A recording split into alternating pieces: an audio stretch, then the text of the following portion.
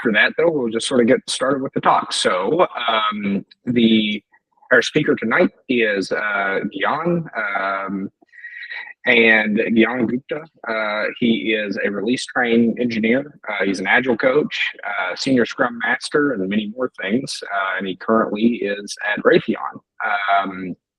He has been doing Agile basically since it's been around, more or less.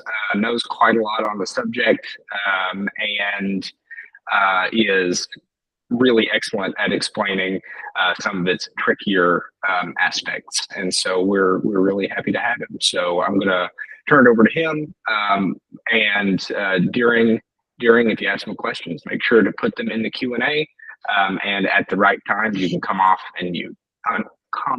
mute and ask then. So, Gyan?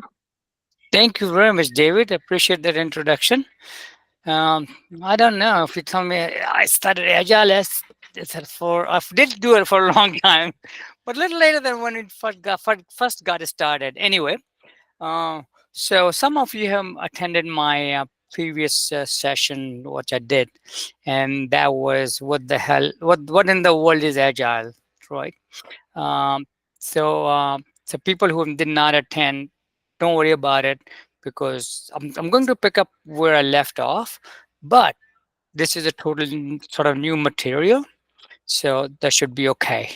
So let's just start with that. So what we're talking about here is, you see my screen, right? That says Agile versus traditional development, right? So what we're looking at here is the way we classically did the software development, or what we call waterfall model, that is on the right side. Right, so what we did is, okay, tell us what you want. We're going to research, we're going to some design, we're going to do some coding, we're going to verification, then we're deployment, and then we're going to maintenance. Oh, by the way, during this cycle, if something changed, don't come back and ask me. If you do want change, that we had to go back, something like change review process, we're going to figure out how much cost and time is going to take, and hang on. We may not even deliver the project on time, right? That's exactly what had happened most of the time with the waterfall model. And that's the way we used to do software development in the 60s and 70s and 80s. And with 90s, things changed, right? So we started working on a different model. It's called Agile model. And you look at it on the left side. So one of the key change was, if you think about it, if you go to late 90s, as there are more and more e-commerce sites started develop, what we call in IT world is the digital transformation, right? So we used to sell things through the stores. You went to Kmart or Walmart to buy things. Now Kmart doesn't exist, and many people don't even go to Target. They do online shopping, right? Most of us now are so used to online shopping, and that's the digital transformation. When your business runs on digital platform rather than the physical platform, right? So think about banks. You used to go to bank to get the cash, do anything. Now, I don't even remember when I set my foot in the bank last time. Right? So that's a digital transformation. Everything is online. As everything is online, our needs have changed, right? So what we really want to be able to do two things. Before, we used to work on the projects. We'll develop the project, we'll deliver the project. Now we're developing products and delivering and developing and delivering the product, right? So e-commerce site is a product, it's not a project. And the difference is product evolving, it's changing. You're always looking at what the requirements, what business needs, what market needs, what my customer needs, and constantly providing that situation. For example, is if you own an e-commerce site selling something, and a new credit card comes in the market, right? So you already take MasterCard, Visa, Amex, and now I got a new new credit card called Gupta. So we have to add that, right? So you do those changes on the fly, right? So the approach we take is an incremental approach. I'm hoping you have enough time to read all this. Oh, by the way, you see the time on the right side, that's how much time I want to spend on a slide, because I got a lot to cover. So what we really do is we work into sprints, short sprints. We are very flexible about it, and we complete many small projects. Rather than one huge project, we take a many small projects. For example, if we have to update a e-commerce site, we may not update the whole site. We may update a portion of that, a part of that, that what we can develop and deliver in 2 weeks. Another example is our color scheme change. Now, wherever there was red, now when I put purple in there, right?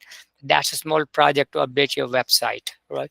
So smaller thing now, but the big thing is the client. Now, I want to specify this word client. The client could be a more, so in old sense, client is somebody who's paying me, right? So you are my client. But I prefer the word customer. So customer is the one who's paying us to do some work, give them some product, give them some services, right? And as they say in Germany, customer is king, right? So what customer wants, the customer gets, right? So this is a basic difference, and now we're developing product, not the project. So that's the difference between waterfall and agile model in a nutshell. Any question? Was I clear? All right. So I'm assuming everybody's okay with that. All right, let's go to the next one now. So last time we talked about Agile Manifesto and the principles. And if you look at bottom left screen, there are Agile Manifesto. We have reviewed that last time, but we didn't have enough time to review our Agile principles, right? So there are 12 principles that were established along with the manifesto. Uh, to me, the Agile Manifesto is like a US Constitution, was developed 200 years ago, 200 plus years ago, and it's still valid. It's still as good as it was developed 200 years ago. So that's my way of looking at things, right? So let's look at under the cover. So what really is involved, right? So I've highlighted 4 of them out of 5, out 12. So let's quickly review them. The very first one is our highest priority is to satisfy customer through early and continuous delivery of the valuable software, right? The keyword here is customer. Keywords here are the customers and continuous delivery of valuable software. And not any software, a software that adds value. Okay. Look at number 2. Welcoming change in requirements, even late in development cycle. So we work in a smaller cycles. That means if we have to change, we can pivot, we can do something differently, and it's not a whole lot of waste. Now, if you're working on a 6-month long project and month 4 something changed, you basically purge the work you've done in 4 months and you start all over again, right? But when we're working in a sprint, a smaller sprint, we'll talk more about it. Then if we have to change something, we can change real quickly and not waste time and money. Okay, let's look at number 7. Working software is the primary measure of progress. Now, this agile framework was developed for software development, the delivery of software, but this can be applied to any other field as well, right?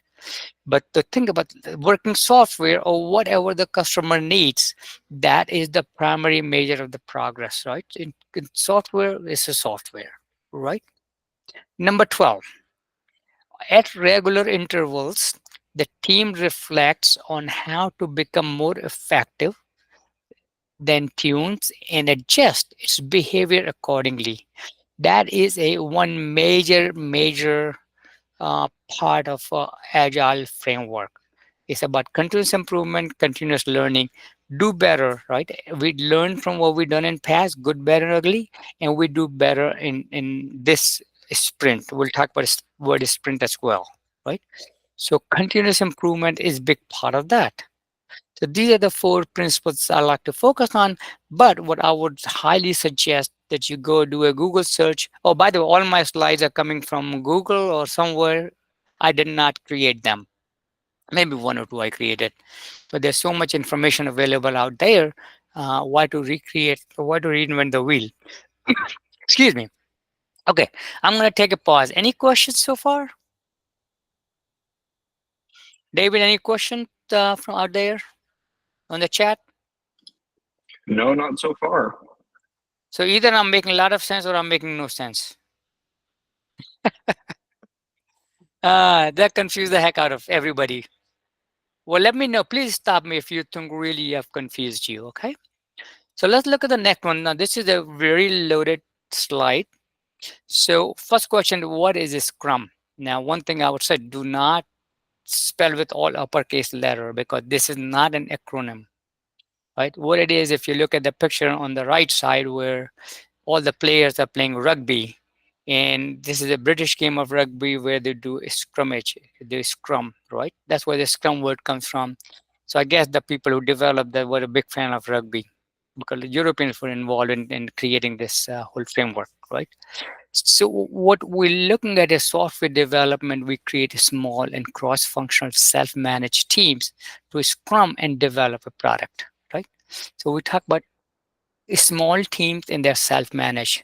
There's a thing that for good communication, if there are more than six people or six situations, then communication is not very good. If you have a smaller team, you communicate well because there's so much mental capacity we have. We cannot have a good conversation, good working with team of 20 people. So let's break it down. The smaller team do more work and deliver more.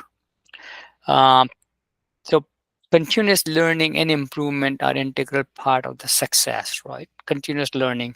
And what I really want to focus now is the little picture on the right side, pillar of the Scrum, right? A Scrum framework, its foundation, the pillars are transparency, inspection, and adoption.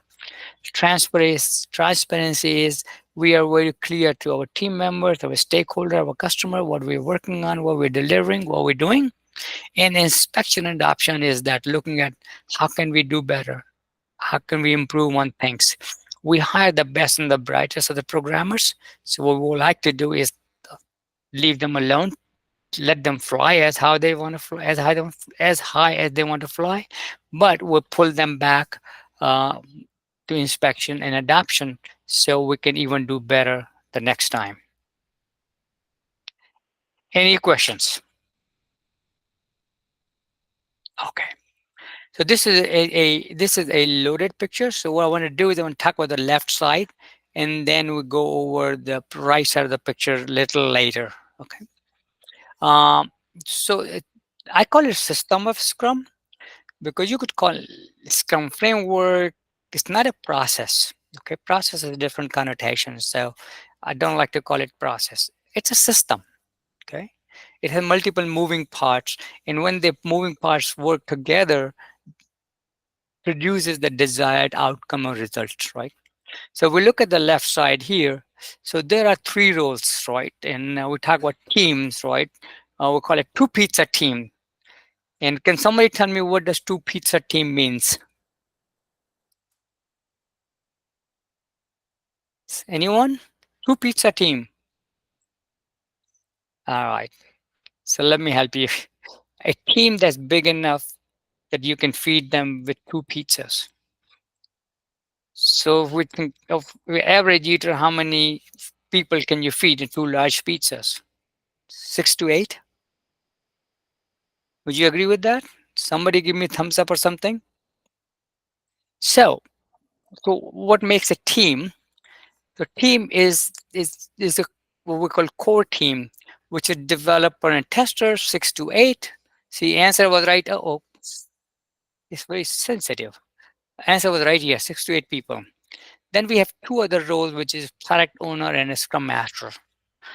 None of these people are project managers, and their roles are very different than a typical project manager.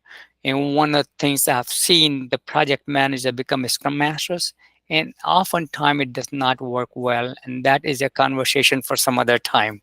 Okay. So the three roles, two pizza teams. Now we got four artifacts, right? BVIR, big, big visible indication radiator. Okay. That's one of the artifact and which using something tool like Jira. There are many tools out there, and Jira is the most common tool, right? So four artifacts there are: one a team and product backlog, a sprint backlog, a scrum board, and the sprint burn down chart. It shows what will happen. This is sprint burn down chart, right? Here the team, and here the product backlog, a sprint backlog, a sprint. Well, we'll talk about sprint planning too. Hang on, let me go make 5 events. Three, four, five, right? Ceremonies, the events, use the original word, but people change the ceremonies. Those words keep changing depending on which framework we look into. But the core value or core system remains the same, right? So we have sprint planning, daily scrum, backlog refinement, sprint review and demo, and retrospective. Retrospective is what we I talked about earlier, which is continuous improvement and continuous learning. Right? So these are the five. So either your product owner who works with the businesses, bring things in, build the product backlog, and then here is that in 1 to 4 weeks may work. So I don't want to go too detailed because I have one of the slide. We're gonna go deeper into it. Any question on three roles, four artifacts, and five events? We're gonna take a deeper dive in each of them. Okay. Now so before we do that, so what is you hear the word this team is working on a story? Okay. So let's talk about the stories first, giving context, right? So if you look at the work we develop, it's a it's a hierarchy of work. In project management language or lingo, we say is a work breakdown structure, right? So the question is, how do you eat an elephant, right? Which is one bite at a time. So here's a big elephant, a team. Sometimes they use a little different terminology, but in our conversational, this is theme. And a theme is broken down into epics. Sometimes they're also called features, epic or features. So breaking down, so when you finish building all these epic slash feature, you have finished the theme. Then each epic or feature is delivered by user stories. Okay, user stories. And user stories, when if you finish all the user stories, then you have finished an epic. When you finish all the epics, you have finished the theme, right? So this is a typical breakdown of the work. Now, a user story team can break it down into tasks.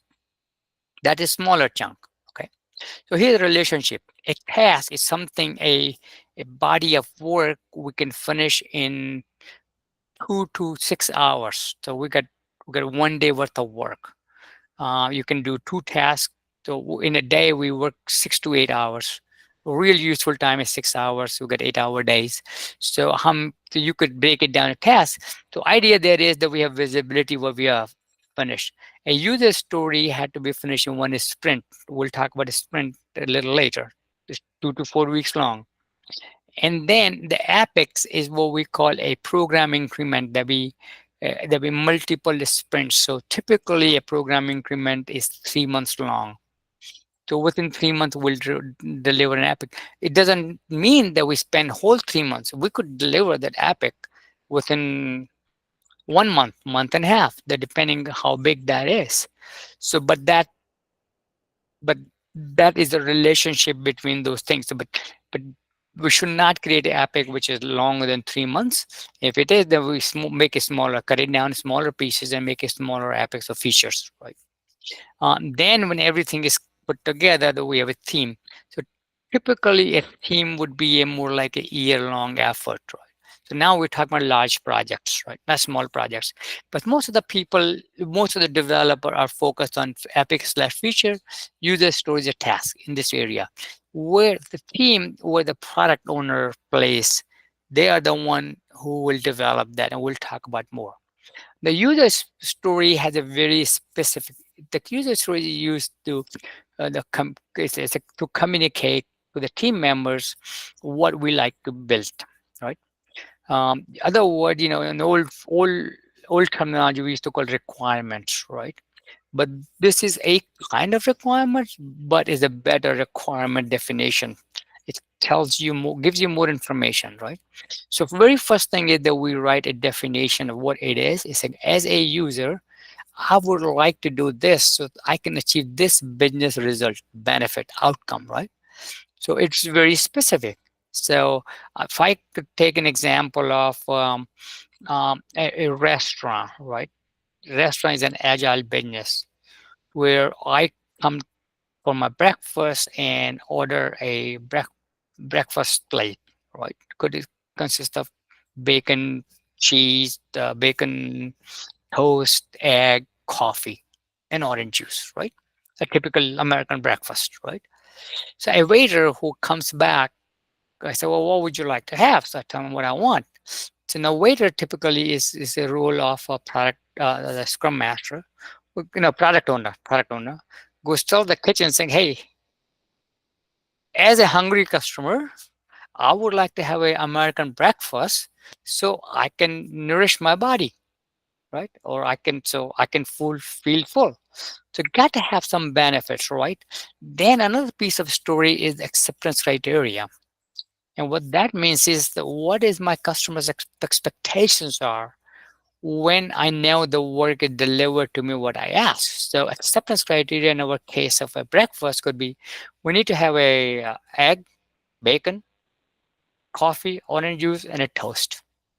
So if you bring me a plate of breakfast as a product owner, as a customer, I will say, okay, I got my eggs and I got my bacon and I got my orange juice and I got my coffee. Good, everything good. I got my user story delivered, right? My product delivered. So it it is for who you know who it is for, who the user is as a role, and what we're gonna get, and what's the benefit of that. And then we also have what is makes it how definition done, how we know it's complete.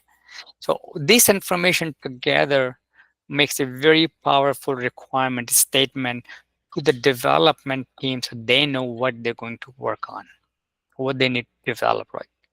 And we'll talk a little more about later we'll refinement. Okay. So just hang on to that thought. We'll talk more about it. Any questions on user story? It's an important concept. Uh, would the user for the user story be the team itself or an individual? That's a very good question, right? So user stories belongs to team. Okay, product owner is the responsible for the person for the story, who defines the story for the users. Now, in a good Scrum environment, the team will take a story, breaking down into the task, and will work together to deliver that. Going back to our example of breakfast, as soon as the order comes in, a story comes in the kitchen. Person A goes, "Oh, I'm good at making egg, so I'm gonna go ahead and make egg." Person B goes, "Oh, I'll make the toast." Person C goes, "Okay, I will make the coffee." Right. So person A goes back, says, "Okay, while my toast is cooking, I can go pour the orange juice." Right. So team work together to deliver now to create that. Now think about it, what person can do all five things, right? That person have to work in kind of sequential manner, versus four people can work together, five people can work together. Every person can take one task and get it done faster. So we get the delivery of the product or services faster to the customer if we break it down to smaller chunks and work together. Did I answer your question? Yeah, absolutely. Thank you. You're welcome. I like those kind of. Please keep coming. And if it's take more time, we'll talk about the next week things. Okay. Now I'm gonna go give you an eye chart, and I'm if you could read while I'm explaining, that'd be good. Otherwise, um, David, maybe at some point, if you want, I can make that PDF available to you. If you care to Yeah, share that, that would be great. Share it whenever I share the recording. okay, that'd be great. Oh, you're recording this right now, right? Oh, that's fantastic. Oh yeah, absolutely. Ah, fantastic. Okay, great.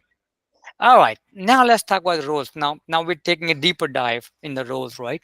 We talk about core team. So there are some definitions. It's get very confusing for people. So there's agile team, right? Which is it's a team, core team, right? Which is full stack developers, 6 to 8 developers, and tester.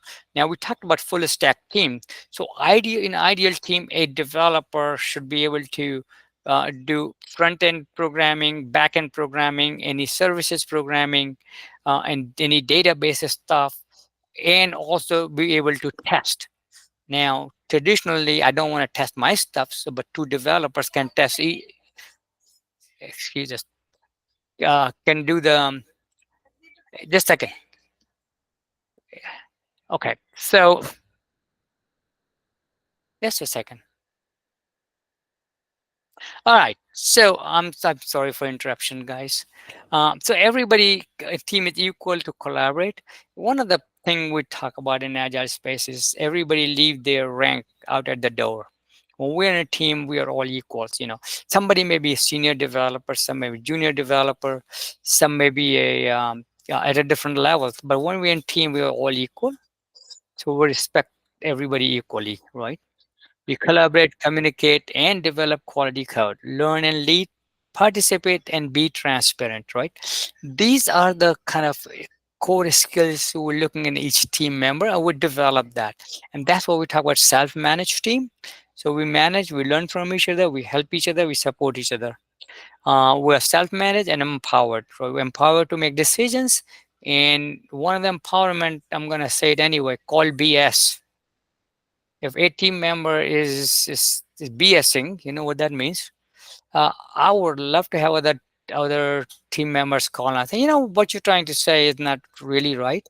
So we want to create an environment, a safe environment where we are able to openly communicate and call on each other, right? That in long run, that is it's worth in gold. All right, so let's talk about product owner.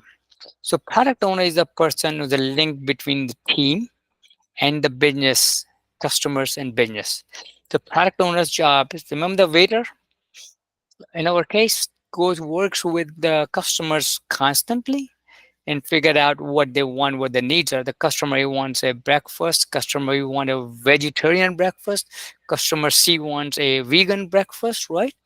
Or now somebody is on some specific diet, somebody wants a low salt breakfast, right? So product owner is the one who talks to the customers and figure out what they need. Now, another thing product owner does, there's another role called product manager. So a bunch of product owner together makes a project manager, a product manager because they're developing product.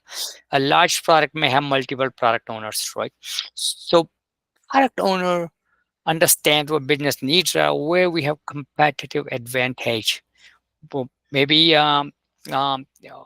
Walmart is doing something to their website, and now Target saying, "Well, gee, we need to do it that too." Oh, by the way, Christmas is coming, so we need to provide that feature now before Christmas, so we have a competitive advantage over Walmart or somebody else, some other retailer, right? So there's a lot of very competitive businesses out there. It's a doggy dog world. So every business is trying to do better for their customers. And at the end of the day, they're the one who gives you the money, right? We're in business to make money for our shareholders.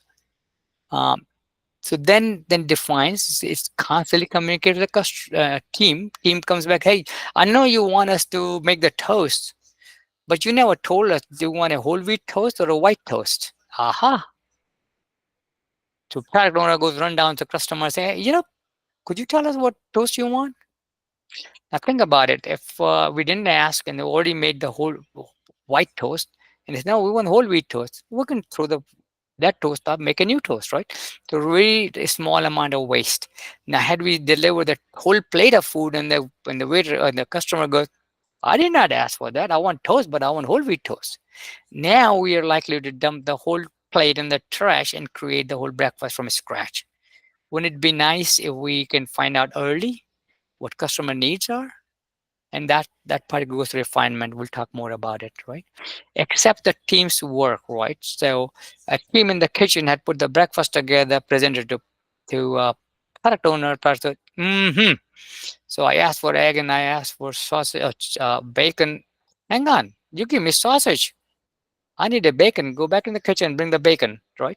So we can make adjustment to make sure that we're delivering to the product owner, to the business and customer what they really need.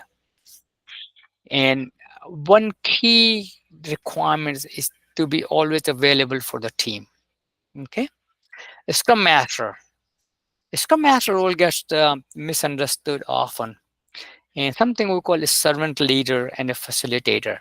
What servant leader is somebody who leads the team in a servant role, right? So I'm with the team saying, okay, how can I help you? What can I do to set you for success? because Scrum Master's goal is to make sure the team has everything that they need and be successful. In our example of restaurant, is the Scrum Master is the person who is in the kitchen who's doing monitoring everything, right? So there's always a person in the kitchen, right? And that person is somebody, a team member. Oh, also is the removes impediment. I give you an example of impediment. Hey, I was making my toast, my toaster broke. So Scrum Master, get me a toaster. Scrum Master, okay, I'm gonna go into the storage and I think I have a spare and I'll bring it to you. You do it, right? So Scrum Master is also a impediment remover. That's a big part. It protects the team from external interferences. What that means is if somebody jumps in saying, hey, oh, by the way, hey, can you give me something else? No. Hang on, let me handle that because my team is busy delivering what our product owner had asked. So if you want something else, but let me help you, or we'll send it to the product owner and let the product owner define that work for the team, and we'll do that when the team has availability. So for example, a new customer came in. Now they want a new breakfast and they want a salt-free breakfast, right? So the product owner, the Scrum Master, is to talk to the product owner create a new story, and we work on the story. Now there is a prioritization of the stories and all that. That's a different conversation we can have. Now this is really whole thing is like 2 day long course, and I'm trying to squeeze it into the half an 55 minutes, right? So Scrum Master also team cheerleader, right? Really want to make sure that as a Scrum Master, I want to make sure that my team members are happy. They have everything they need to success. So my intention and my success as Scrum Master is when team is successful. If team is not successful, then I'm not successful as a Scrum Master, right? So that is a team cheerleader. I'll go tell business, I'll go tell other people saying, hey, what a wonderful job team is doing.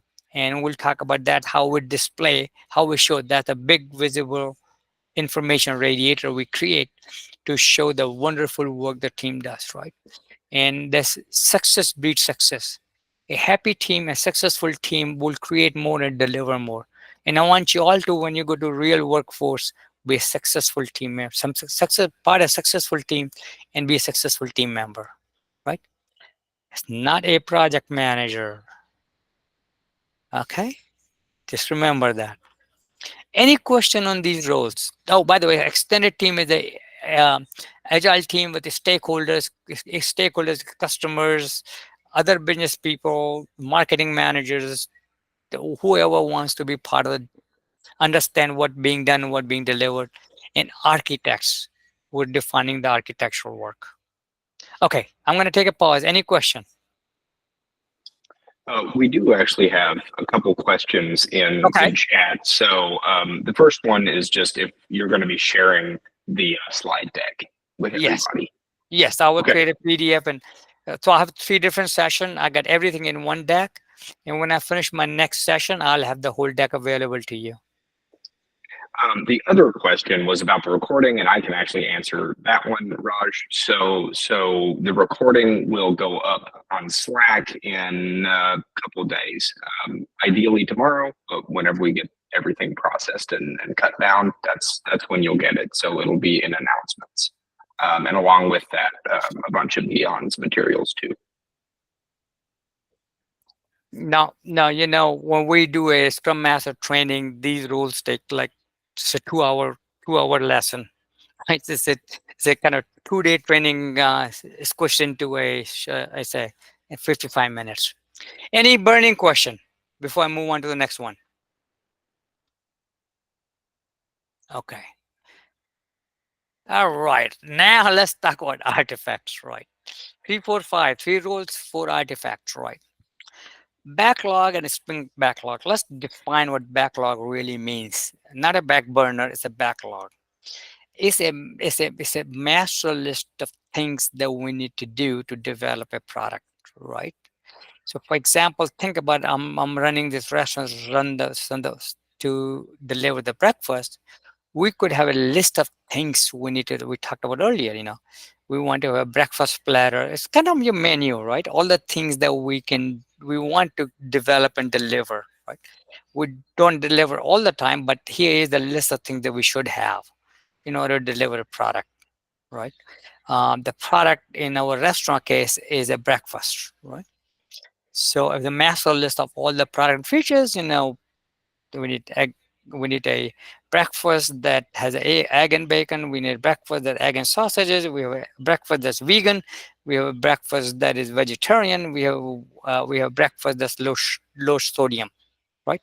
So these are the different stories that we create and put in kind of our back pocket. It's called backlog. Um, then we say, okay, we got all of these things, and may not be okay. So we prioritize that. It also provides features under breakfast. So I can imagine having breakfast is a feature or a theme, and if we're doing lunch service, so that's another theme or feature to do a lunch service. If we're doing dinner service, that's another feature or a theme to go dinner service, right? We prioritize the list, right? So, so we know most of our customers like a standard bacon egg for breakfast. So that's our higher priority. We should be able to ready to do that. And next one is maybe bacon and egg. So we prioritize things, so which is we need to be good when we start working on these things, which is the highest priority. And low sodium may not be the highest priority, but if the product owner can decide that, that's product owner who creates the backlog, could decide that now I am part of hospital and serving patient with the heart issues. So delivering a low sodium breakfast is our highest priority, right? So see how the priorities change, right? Depending on what customer needs are, customer wants are, right? A articulated description, defined acceptance criteria. We talked about that. The stories may not be refined. So what that means at this time in the backlog, they do not have all the details, right? So we may not have all the acceptance criteria. We don't know how big they are, but we have it now. What we do, we take the master list of the items, the stories, and we convert into a sprint backlog, which is to take a subset of the stories. If you look at the picture in the second column, here is the master list of the things. And product owner constantly talking to the customer, understanding, and constantly start the story, putting stories in the backlog. Okay, there is something we call a sprint. We talk about a refinement meeting where team meets. Okay, so which one we need to bring in, we need to work on, right? And we want to make sure when we do a sprint backlog. Okay, let me define a sprint. A sprint is a short time period we work in, and they are 2 to 4 weeks long. Shorter the better. So for a software development, most of the companies work in 2 week sprints. So typically we start on a Tuesday because Mondays sometimes are holidays, and then last until the 2 weeks later, until Monday night, right? So that's a 2 week cycle called sprint. So now question is, you get the product backlog, we know what priorities are, the thing on top is the one we need to work on, and we decide a subset that we can deliver in that time period. In case of a restaurant, our breakfast hour is 6 to 9. So how much we can deliver in 6 to 9? Now I know my example is not perfect, but it helps us understand the concepts, right?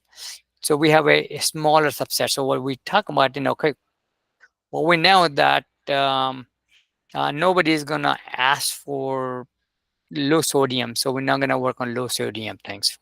Okay. So that's our backlog. Now look at Scrum board. So if you look at the picture on top, so what we do is we create these stickies.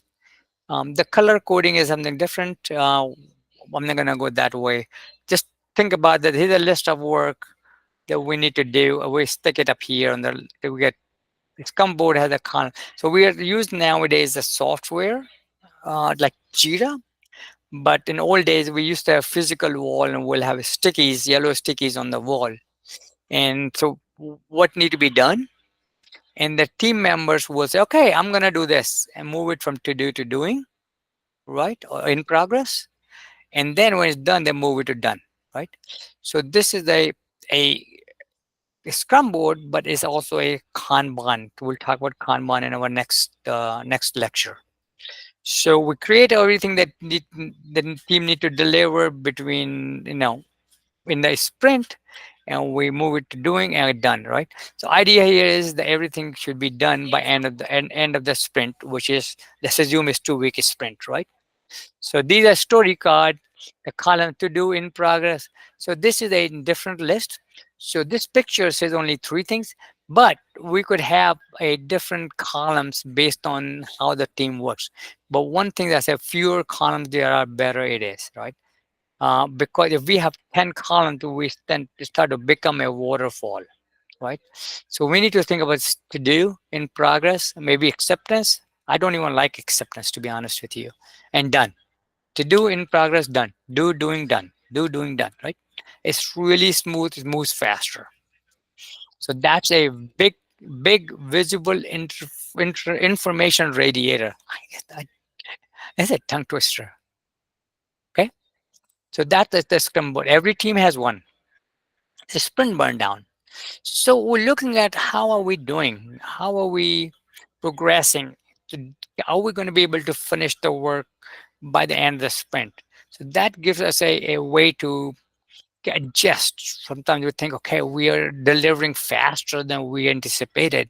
So can we bring in more stories because we have capacity to do some more work? Or by the way, there's something happened we didn't plan. That was a 4-day weekend, right? So now we have too much work. So that will show up. So what you see, a blue line, what we call ideal burn down, right? So we said that these numbers, something we call a story point, which is a size of a story. We add up all of that. Okay. So a story is a 5 point story, and we got 90. So we got how many? 18 stories, right? So we got 90 points of worth. As we started to work on that, and we said, okay, we delivered this much work, right? Which is about 10 story point. We should have just, if we equally distribute over the time, we ahead. But the impediment happened here, right? Or the 4-day weekend. Now we're behind. So we start working on, okay, we're still behind, and we catch up on that, and then by end of the sprint we deliver, right? So ideally we're looking, but in real life the chart does not look like that. Trust me on that. That's a whole class by itself. Um, so what we're looking at here is that we know how fast we are progressing, and if we need to make an adjustmented twist, right? Maybe at this time we figured out we're taking more time. We need to slow down. Maybe adding a toaster to the kitchen will help, right? So that's what Scrum Master will work with the team. Say, hey, can we do something to make it better for you? And somebody could come back saying, hey, our making toasters makes only 2 toasts. If I have a toaster that makes 6 toasts, I can do it faster and better, right? So that's also continuous continuous improvement and continuous adjustment of things, right? So those are the qualities that team need to have. Okay, can move really fast. Any question on that? Okay, I want you to shout at me if it's making sense. If it's not, then let me know what it is, and we'll go back and review it.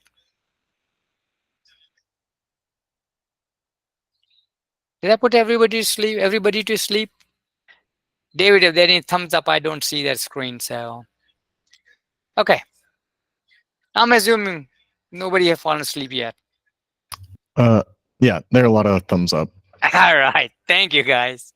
Thank you, thank you, thank you. All right, another busy chart, right? Let's talk events, right? And there's a lot of text here. One thing I highly recommend is just go do a Google search, and you'll find out all about this, right? And take take your time to read more about it, right? Backlog refinement, right? We talked about backlog in the previous, like it's all of the things that we need to do. So we bring in a story. The product owner defines the story, and the team gets together and talk about the story. It's okay. I think I understand what you're asking. I understand the acceptance criteria. I understand what you're asking with your description. And as a user, I like to have this so I can get this business value, right? So I understand that. As a team, I understand that what I need to deliver, how you're gonna accept it. A person who may be involved in testing, yeah, I think I know how I can test it, right? And then they say, well, how big is this? Right? So there's something we call estimation size, right? Because estimation gonna help us later decide how many stories we can bring in a sprint. Because we have limit capacity. Now think about it. If we deliver 90 points last time, the two other team members got sick in the middle. Oh, well, maybe hey, David went to Europe for 4 days, right? So we know we have smaller capacity. That means we need to take a smaller amount of work. It's called load balancing. Figure that out.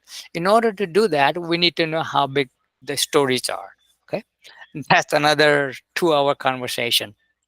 Um, so we look at the stories. Typically, is a story pointed in a modified Fibonacci, which is 1, 2, 3, 5, 8, 13, 20. If it's bigger than 8, then it's usually too big to put in a sprint. So we need to break it down into smaller stories, smaller chunks of work. How you eat an elephant, one bite at a time.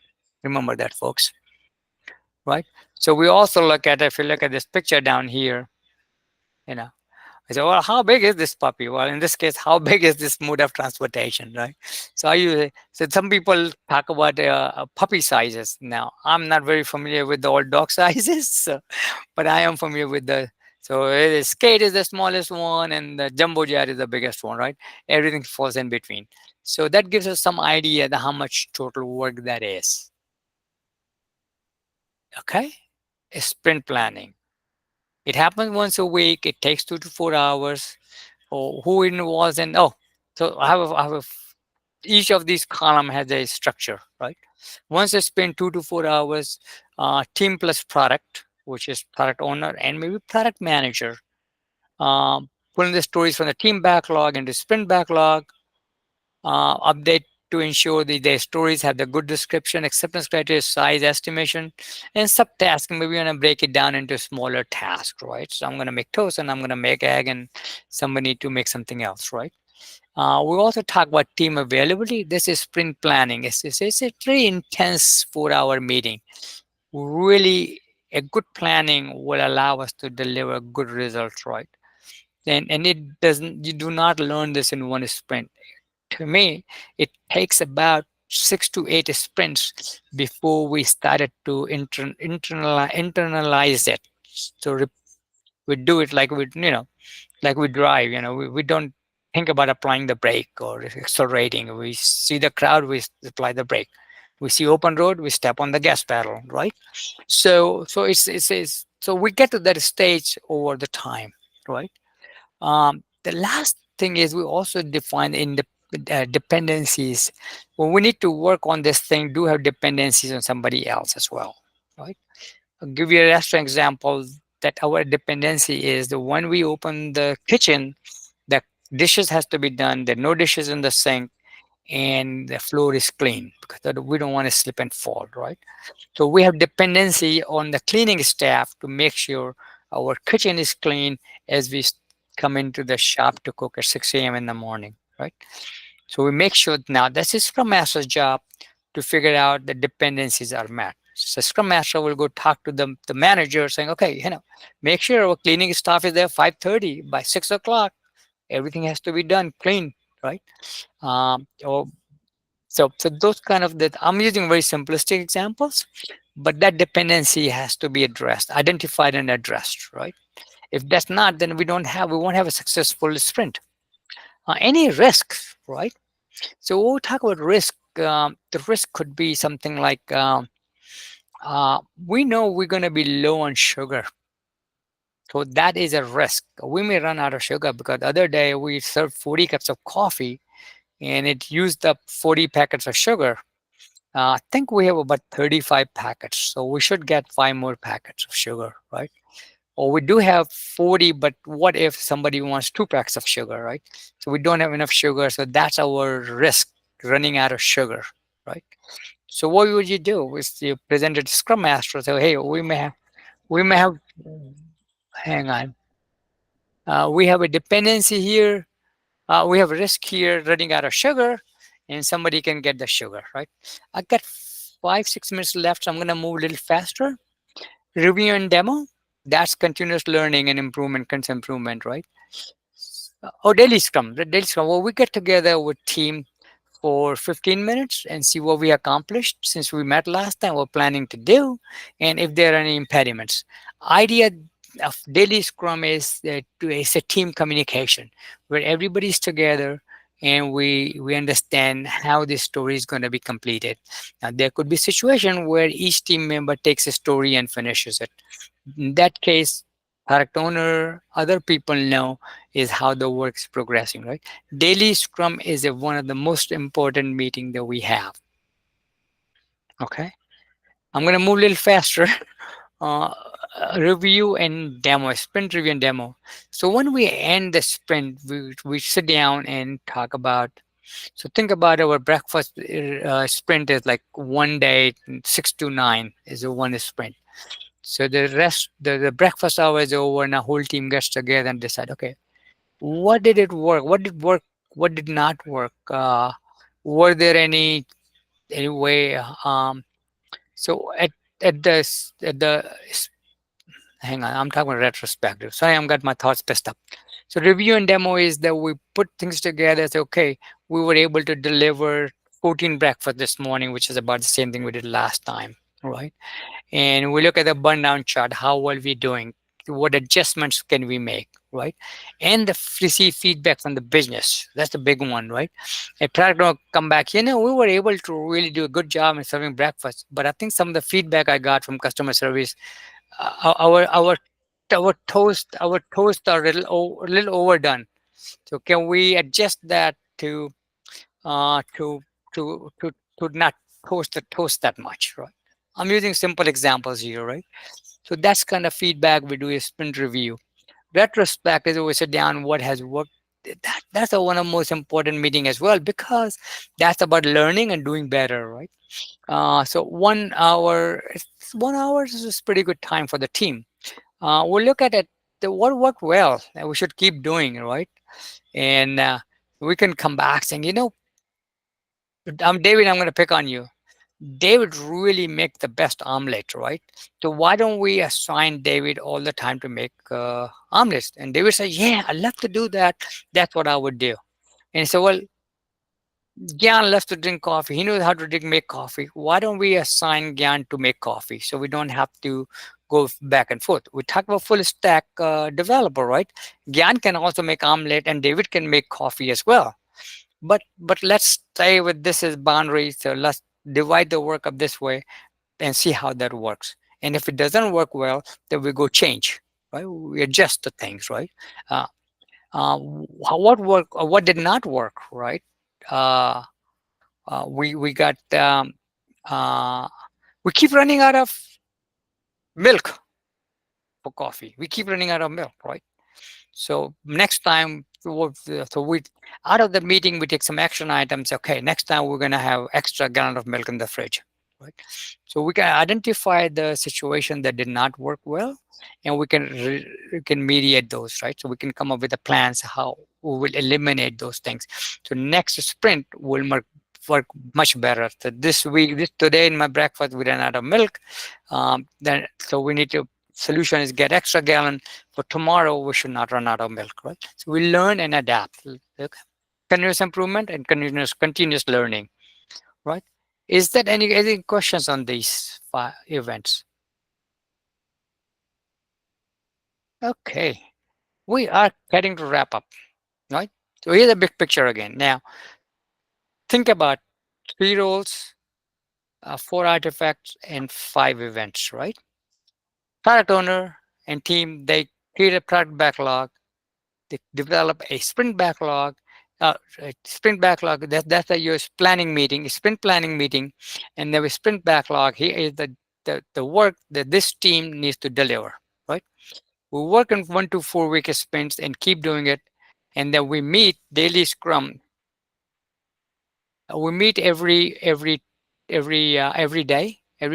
Okay, what we done, what we're planning to do, and what we've accomplished, and if there are any impediments. Right? A Scrum Master is a facilitator. Okay, facilitates the meeting. All the meetings are facilitated by Scrum Master. So we do have create a burn up chart, or burn down, burn up. Just a same thing. Um, that's your big visual information radiator, right? And 1 to 4 weeks we do this every sprint. Every day we do a daily scrum, and every sprint we sit down do a sprint review. See how did it go this sprint, right? How much we delivered, how much something did not deliver. Why were not able to deliver? Can we do something differently? Then you deliver the finished work to the customer as soon as it's done. So every sprint we should be delivering some valuable work. And then we do sprint learning, a sprint retrospective. That's how we're learning adapt, see how well we do, and then we go back here, right? So it's a continuous cycle of doing, learning, and delivering. These are three things we continuously do. So this is in a big picture what it is. Any question on this big picture? And by the way, you see I cut and paste, didn't create it. One last thing, if you are inspired by this thing, what you can do is become a Scrum Master. You may find that a lot of places do Scrum Master training, or be a product owner. Maybe you like doing that better. Take a product owner training. Learn to scale. There's something called a scale agile framework, which is having multiple teams developing big products, not small product, but big products, right? So that's something that you can consider. Now, getting better by continuous learning, right? Attend meetings like this training we're doing, right? Seek out a coach like me and ask questions. Hey, again, can you help me understand this? So seek out online resources. Google search, our best friend. Watch YouTube videos of Scrum. There are millions of them out there, and they're pretty much the same thing, but present the same material but differently. So sometimes we learn different ways. So I would encourage just watch the YouTube videos. Some videos are 3 minutes long, some are 30 minutes long. So that works. And helping your organization, wherever you're working, where you work, to become them more agile, right? Help them. So a lot of times, an organization, you may be a reasonably good agilist, but other people are not. So go ahead, talk to management. Let the management take the trainings as well, because if everybody well trained, it will work better. And have your management talk to a coach, so coach can help them understand how the agile works and what the best practices are. One of the things coaches do, they bring in the agile best practices. In my case, I have worked with Lowe's Home Improvement, Bank of America, um, BB&T. I worked with 10 different organizations in the last 10 years, right? So we bring in, because everybody had the same issues, same problems. So we have developed a solution. We understand the issue, we understand the problem, and we can offer a solution, right? So to that bring then the training. Coaches do a lot of training. So that is quickly I wrapped up my stuff. And David, the floor is open for any questions. Here's my email address and my phone number. Uh, uh, uh, please feel free to reach out to me if you have any questions, and I'll be more than happy to make time to talk to you. And next week, we're going to talk about Kanban. And as a reminder, this recording will be available in the next couple days. And as soon as Gyan gets me the slide deck in whatever format he chooses, I will share that. So yeah, thank you guys so much for showing up, and we really hope to see you next week for another great. No more new questions, huh? Nope, right not. Must be super clear. What, everybody fell asleep? Thank you. Yeah, everybody looks away to me. Thank you. Now we're sleepy. Yeah. I Anyway, appreciate thanks it. I appreciate everybody. it. Thumbs up. Bye. Thank you, Yeah. Jan.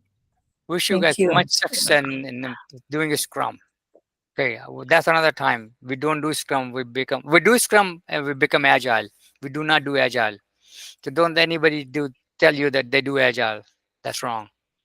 We become Agile way of Scrum.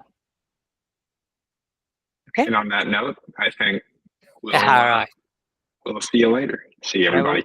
David, I have a question. One question. Yeah, Kumar. Yeah, go ahead. Can I do the assignment take event this one or not? I'm not sure I understood. That's the take event assignment. We need to do our take event more for model 3 and 4 assignment. Can I use